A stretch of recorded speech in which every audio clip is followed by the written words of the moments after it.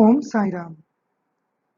Today, with Baba's grace, we have again entered into a new episode of our Sri Sai Satcharitra series. Before beginning with chapter 14 today, I would like to show you the picture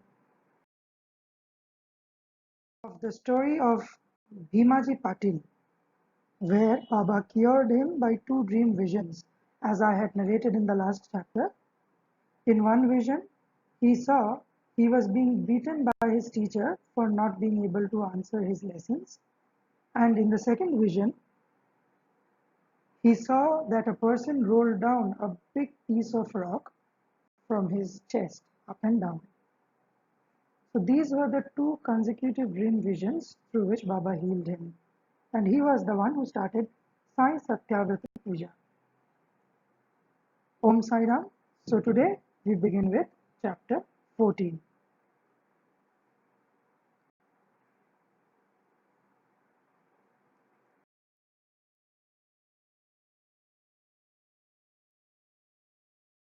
In this chapter, Sri Hemadpantji has taken up a few topics like Ratanji Wadia of Nanded, Sant Mauli Sahib, and Dakshina. Without the least delay, let us see what he has said. In the last chapter, we described how Baba's word and grace cured many incurable diseases. Now we shall describe how Baba blessed Mr. Ratanji Wadia and gave him an issue. The life of this saint is naturally sweet. His various doings, eating, walking, and his natural sayings are also sweet. His life is bliss incarnate. Sai gave bliss to his devotees as a means of remembrance. He gave them various stories of duty and action, which ultimately led them to true religion. His object may be that people should live happily in this world, but they should be ever cautious and achieve the object of their life, which is self-realization. We get human body as a result of merits in past births, and it is worthwhile that with its aid we should attain devotion and liberation in this life. So, we should never be lazy but always be on the alert to gain our goal of life. If you hear the Leelas of Sai daily, you will always see him. Day and night, you will remember him in your mind. When you assimilate Sai in this way, your mind will lose its fickleness, and if you go on in this manner, it will finally be merged in pure consciousness. Now coming to the story of Ratanji of Nanded.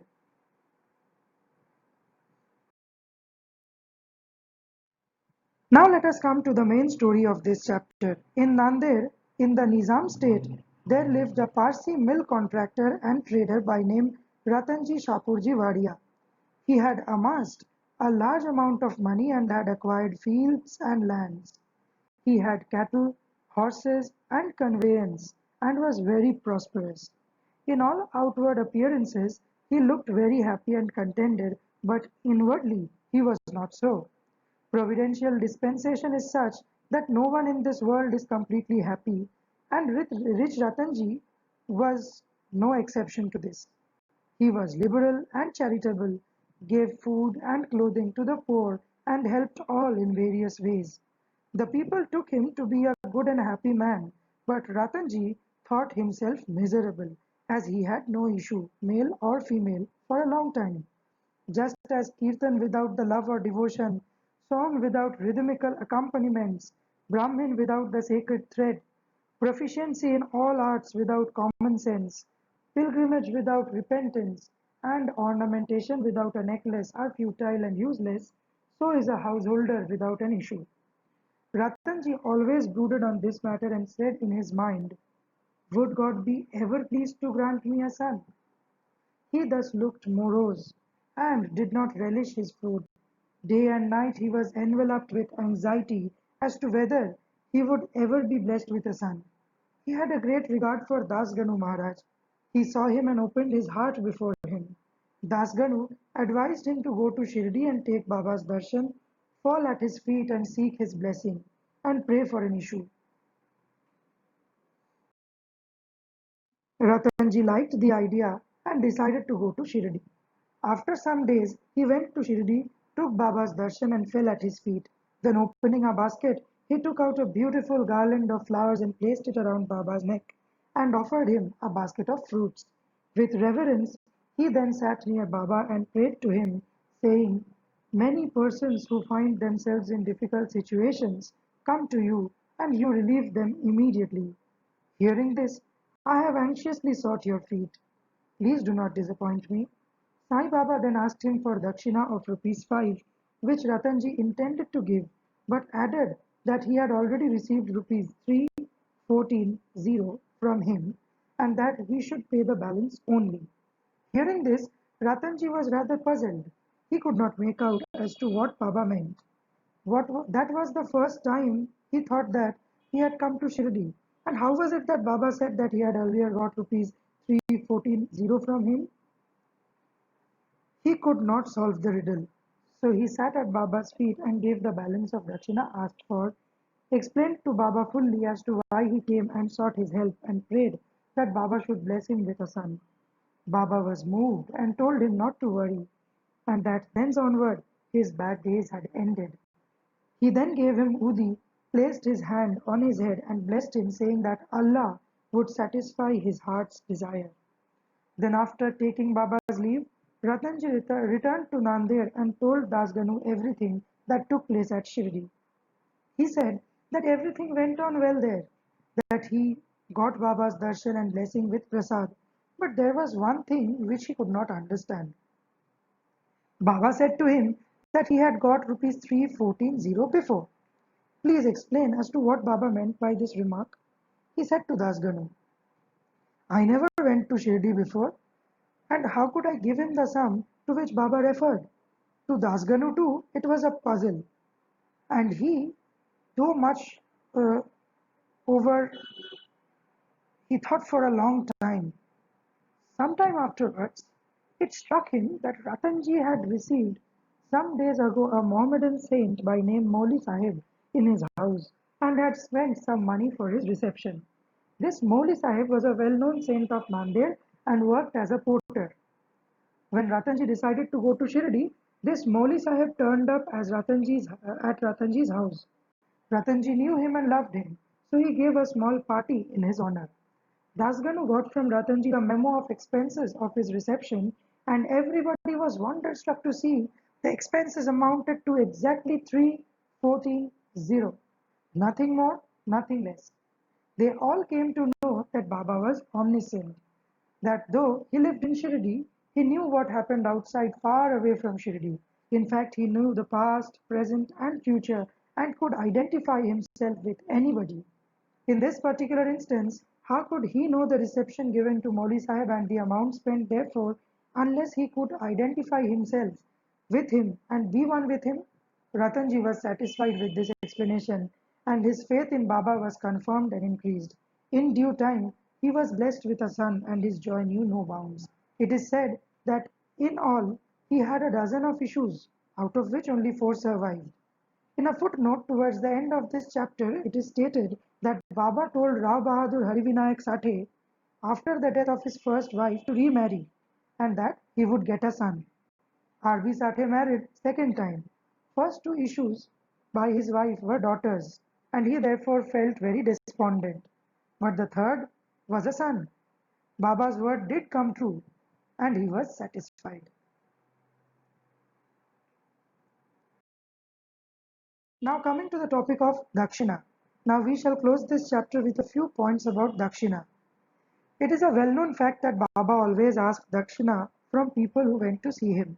Somebody may ask a question here, if Baba was a fakir and perfectly non-attached, why should he ask for Dakshina and care for money? We shall consider this question broadly now. First, for a long time, Baba did not take anything. He stored burnt matches and filled his pocket with them. He never asked anybody for anything, whether it be a devotee or otherwise.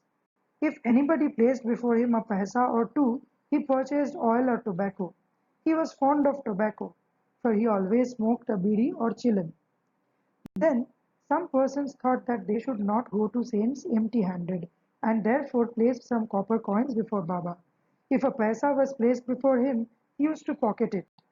If it was 2 paise coin, it was returned immediately. Then, after Baba's fame had spread far and wide, people began to flock in numbers and Baba began to ask dakshina from them.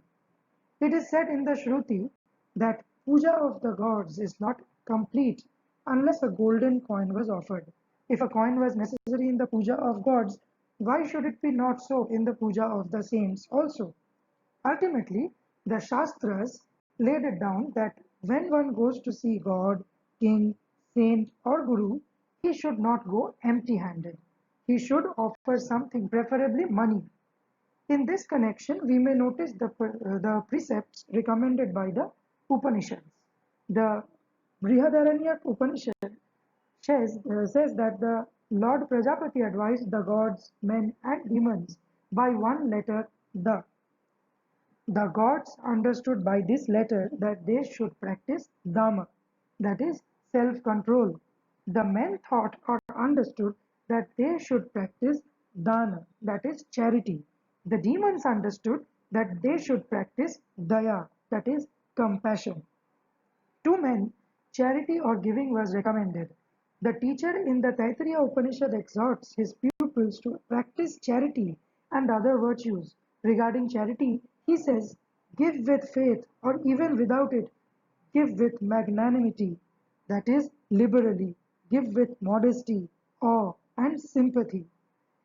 In order to teach the devotees the lesson of charity and to remove their attachment to money and thus to purify their minds, Baba extracted dakshina from them.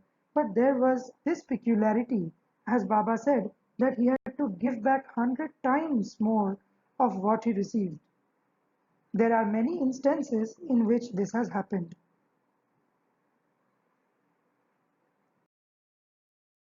To quote an instance, Mr. Ganpatrao Bodas, the famous actor, says in his Marathi autobiography that on Baba's pressing him often for dakshina, he emptied his money bag before him. The result of this was, as Mr. Bodas says, that in later life he never lacked money, as it came to him abundantly. There were also secondary meanings of dakshina. In many cases in which Baba did not want any pecuniary amount, to quote two instances, Baba asked rupees 15 as dakshina from Professor G.G. Narke, who replied that he did not have any money. Then Baba said, I know you have no money, but you are reading Yoga Vashishta. Give me dakshina from that. Giving dakshina in this case meant deriving lessons from the book and lodging them in the heart where Baba resides. In the second case, Baba asked a certain lady, Mrs. R.A. Tarkhad, to give rupees 6 as dakshina. The lady felt pained as she had nothing to give. Then her husband explained to her that Baba wanted 6 inner enemies, lust, anger, avarice, etc., to be surrendered to him. Baba agreed with this explanation. It is to be noted that though Baba collected a lot of money by dakshina, he would distribute the whole amount the same day and the next morning he would become a poor fakir as usual. When Baba took his Mahasamadhi, even after receiving thousands and thousands of rupees as dakshina for about 10 years, he had only a few rupees in his possession. In short, Baba's main object in taking dakshina from his devotees was to teach them the lessons of renunciation and purification. Postscript. Mr. B.V. Dev of Thana, retired Mamlatdar and a great devotee of Baba, has written an article on this subject in Sri Sai Leela magazine. Baba did not ask dakshina of all. If some gave dakshina unasked, he sometimes accepted it and at other times refused it. He asked it of certain devotees only. He never demanded it from those devotees who thought in their minds that Baba should ask for it and then they should pay it. If anybody offered it against his wish, he never touched it, and if he kept it there, he asked him to take it away. He asked for small or big amounts from devotees according to their wish, devotion, and convenience. He asked it even of women and children. He never asked of all the rich for it, not of all the poor. Baba never got angry with those of whom he asked dakshina and who did not give it. If any dakshina was sent through some friend who forgot to hand over the same to Baba, he reminded him of it and made him pay it. On some occasions, Baba used to return some sum from the amount tendered as dakshina and asked the donor to guard it or keep it in his shrine for worship.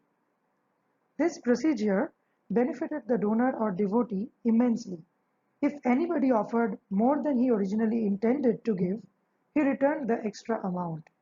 Sometimes he asked for some more dakshina than what they originally intended to give, and if they had no money, asked them to beg or borrow from others. Of some, he demanded dakshina 3 or 4 times a day. Out of all the amount collected as dakshina, Baba spent very little for his own sake, which is for buying chilam and fuel for his thuni, and all the rest he distributed as charity in varying proportions to varying persons. All the paraphernalia of the Shirdi Samsthan was brought by various rich devotees at the instance and suggestion of Radhakrishna Mai. Baba always used to get wild and scolded those who brought any costly or rich articles. He said to Mr. Nana Sahib Chandorkar that all his property consisted of one coping, codpiece, one stray piece of cloth, one kafni, and a tamril, which is a tin pot, and that all the people troubled him by bringing all these unnecessary costly articles. Women and wealth are two main obstacles in the way of our Paramarth, and Baba had provided in Shirdi two institutions, which is Dakshina and Radhakrishna Mai, for wherever they came to him, he demanded Dakshina from them and asked them to go to the school, which is Radha Krishna Mai's house. If they stood these two tests well, that is, if they showed that they were free from attachment or woman and wealth, their progress in spirituality was rapid and assured by Baba's grace and blessings. Mr. Dev has also quoted passages from the Gita and Upanishads and shown that charity given in a holy place or to a holy personage conduces to the donor's welfare. What is more than holy Shirdi and its presiding deity Sai Baba? Bow to Shri Sai, peace be to all. Om Sai Ram.